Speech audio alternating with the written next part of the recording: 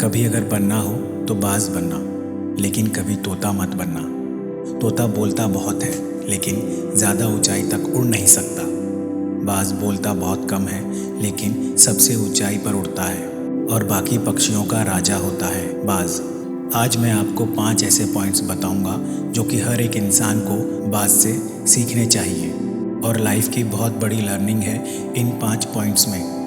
पहला पॉइंट, बाज की तरह अकेला चलना सीखो।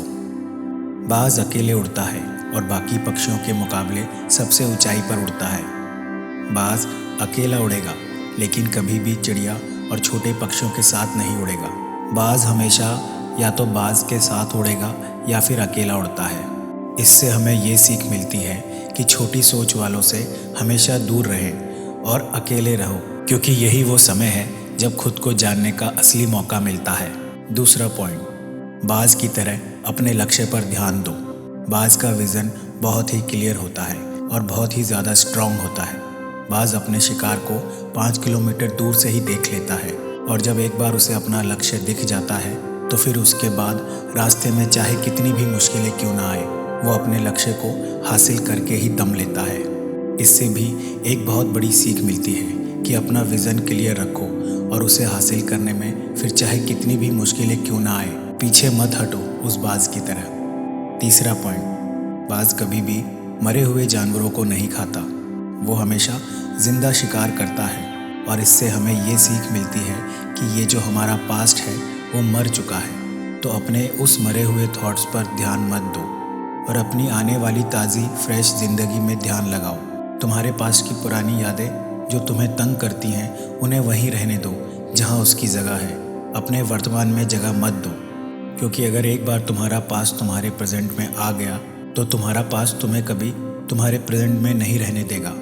पास्ट में तुम्हारे साथ कितना भी बुरा क्यों ना हुआ हो, सब यादें और थॉट्स मर चुके हैं और उस बाज की तरह बनो जो कभी भी मरी हुई चीज़ों को नहीं खाता है।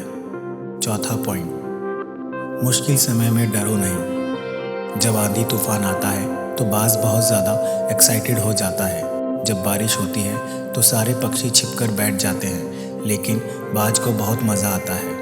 जब तेज़ हवाएं चलती हैं तो बाज उन हवाओं के सहारे और तेज़ी से ऊपर की ओर उड़ता है और ऊपर उड़ते उड़ते इतना ऊपर उड़ जाता है कि बादलों से भी ऊपर पहुंच जाता है। इससे भी एक बहुत बड़ी सीख मिलती है कि मुसीबत में भी मज़ा ढूंढो। और नेपोलियन हिल ने एक बार कहा था कि हर बड़ी चुनौती अपने साथ में एक बड़ा अवसर लेकर आती है, तो उस बाज की तरह तुम भी अपने अवसर को पहचानो और जिस दिन उन अवसरों को पहचान लिया फिर सारी मुश्किलें तुम्हारे नीचे होंगी और तुम उन मुश्किलों के ऊपर होंगे। पांचवा और बहुत इम्पॉर्टेंट पॉइंट, कंफर्ट जोन से बाहर निकले। बाज अपने घोंसले से सॉफ्ट घास को हमेशा निकाल देता है ताकि बाज का जो बच्चा होता है वो उसमें कंफर्टेबल ना हो सके, क्योंकि अगर वो घोंसले में कंफर्टेबल हो गया तो वो वहीं रहना पसंद करेगा, लेकिन बाज ऐसा कभी होने नहीं देता। बाज एक पक्षी है और उसे भी एक बात पता है कि कंफर्ट जोन में कोई ग्रोथ नहीं होती है, लेकिन हम तो इंसान है ना, और इंसान होने के बावजूद कई सारे लोग इस बात को समझते ही नहीं हैं। आप जितना ज़्यादा कंफर्ट जोन में रहोगे आपकी लाइफ में आने वाला टाइम उतना ही अनकंफर्टेबल हो जाएगा। दोस्तों, मुझे पूरी उम्मीद है कि बाज द्वारा बताए गए इन 5 लेसन से आपको कुछ ना कुछ सीखने को ज़रूर मिला होगा। कमेंट करके ज़रूर बताइएगा कि आपको कौन सी सीख सबसे अच्छी लगी और अपने दोस्तों के साथ शेयर ज़रूर करिएगा।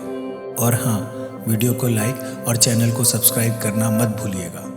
धन्यवाद।